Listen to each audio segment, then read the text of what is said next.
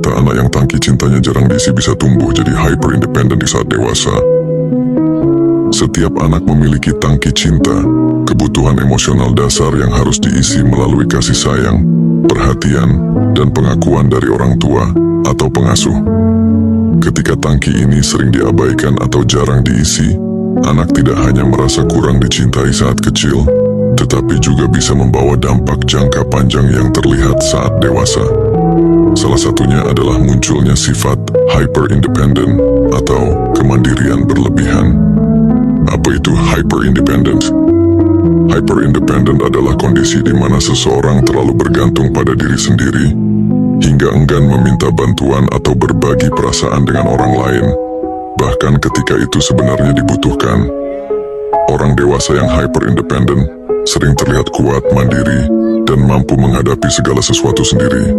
Namun di balik itu mereka mungkin menyembunyikan rasa takut ditolak atau rasa tidak aman yang berasal dari pengalaman masa kecil. Mengapa terjadi? Saat anak tumbuh dengan tangki cinta yang jarang diisi, otak mereka belajar satu hal penting. Aku harus bisa mengandalkan diriku sendiri karena orang lain tidak akan selalu ada untukku. Pola ini sering berkembang secara tidak sadar, menjadi strategi bertahan hidup emosional yang efektif.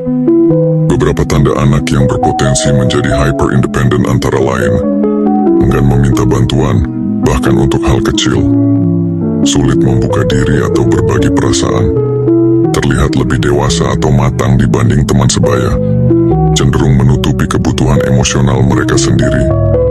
Dampaknya di dewasa. Di sisi positif, hyper independence bisa membuat seseorang terlihat tangguh, mandiri, dan mampu menghadapi tantangan. Namun, dampak negatifnya juga nyata.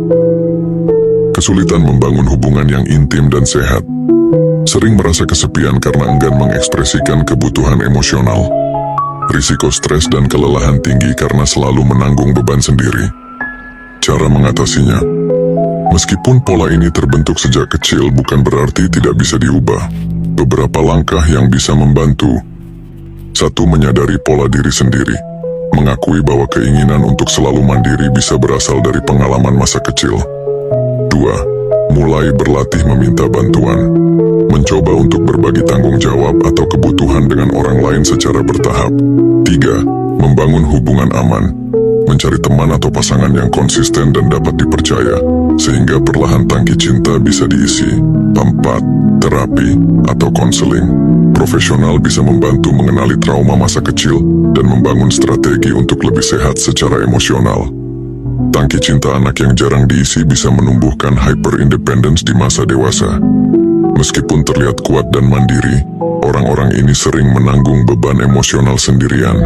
Menyadari pola ini adalah langkah pertama untuk belajar membuka diri, meminta bantuan, dan membangun hubungan yang lebih sehat.